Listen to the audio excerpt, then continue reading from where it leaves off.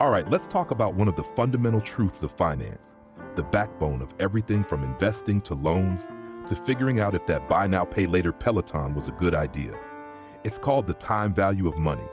Sounds boring? Nah. This is the concept that explains why $100 today is better than $100 tomorrow. And also explains why your grandma keeps yelling, "Buy the house now before it gets more expensive." What the hell is time value of money, VM? Time value of money, TVM, is the idea that money loses value over time if you just sit on it like a dragon hoarding coins. Because of inflation, because of missed opportunities, because while you were waiting, someone else took that same money and turned it into a yacht or a failed dropshipping business. Bottom line, money has a timestamp. If you don't use it, invest it, or grow it, it's basically melting. Let me put it like this. Would you rather have $100 now or $100 a year from now? Exactly. Unless you've got the patience of a monk and a complete trust in the US government not to nuke the dollar, you take the money today. Why? Because if I give you $100 today, you can invest it and make it $110. Start a small side hustle and fail, but still the option is there. Or at the very least, buy 3 iced lattes and a vibe. If you wait a year, you've lost all that opportunity. The formula, yeah, there's math, deal with it.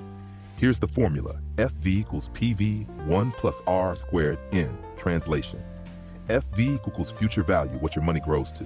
PV equals present value, what you have now. RSV equals interest rate, growth per year. N equals number of your years.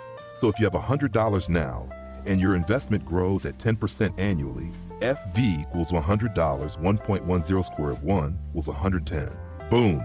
You made $10 by doing absolutely nothing except existing with capital. That's capitalism, baby. Let's flip it. Present value. Now let's reverse it. Say someone promises to give you $110 a year from now. You think, sweet free money. But wait, you have to figure out, what is that $110 actually worth today? That's called present value. Here's the flipped formula. PV equals FV by 1 plus R squared. So if someone offers you $110 next year, and the interest rate is 10%, PV equals $110 squared to 1.11 equals $100. So basically, you're saying $100 next year is worth the same as $100 right now. This is what every banker, investor, and real estate developer is doing 24/7, comparing what they could get in the future to what it's worth right now. Why this matters and why you're probably getting ripped off. This applies everywhere. Student loans? The bank gives you $20K now, you pay them back $45K over 10 years. That future money you pay them, they discounted it, bro. They know they're getting more than they gave. Lottery winnings? Ever wonder why they give you the option of $500 million now or $1 billion over 30 years? That's the time value of money, my friend. Take it now, invest it, and you can print your own billion. Credit cards? If you owe $1,000 on your credit card and the interest is 20 cents, next month that $1,000 is like $1,020. That's negative time value of money. That's your money doing push-ups for someone else. Compound interest, TVM's evil twin, that's also a genius, compound interest. This is what happens when time value of money puts on a cape and turns into a superhero, or a villain, depending on which side of the debt you're on. Albert Einstein allegedly said, "Compound interest is the 8th wonder of the world." That's because it takes your money and makes it grow like a weed, or your debt if you're not careful. Example, you invest $1,000 at 10% interest. After 1 year, $1,100. After 2 years, $210. After 3 years, $1,331. You see what's happening? You see what's happening? You're earning interest on the interest. It's exponential growth. It's money having babies, and those babies having babies. It's a financial pyramid scheme that actually works if you're the one compounding, not borrowing. Discounting, the finance version of time travel. Discounting is just TVM in reverse. It's like financial time travel. You're saying, if I'll receive $1,000 5 years from now, how much is that worth today?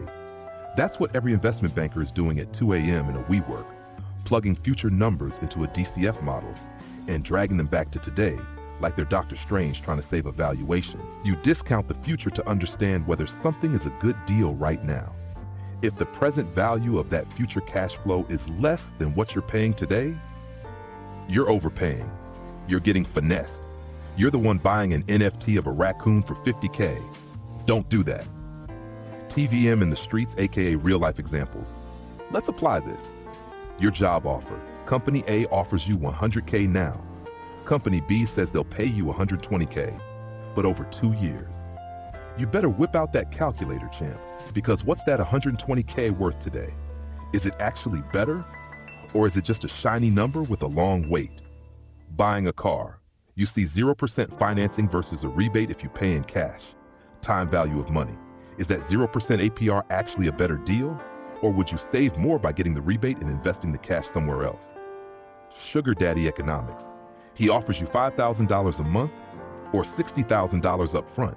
You laugh, pull out Excel and say, what's the implied discount rate here? He's confused. You're rich. Win-win. The big picture. Why TVM rules everything. TVM is the bedrock of finance.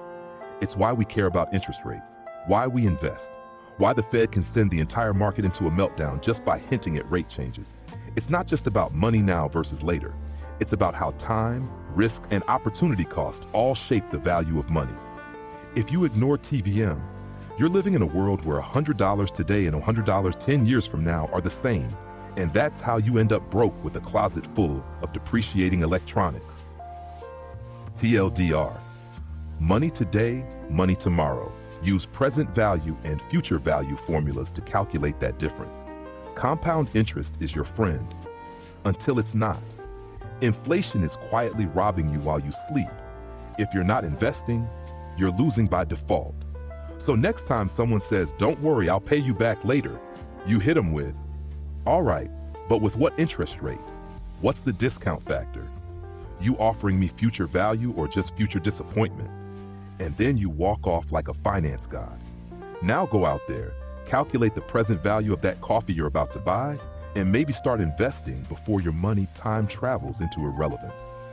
Peace out, you financially aware time wizard. Want another concept next? We could hit up beta, debt versus equity, compound annual growth rate, or whatever gets your Excel fired up.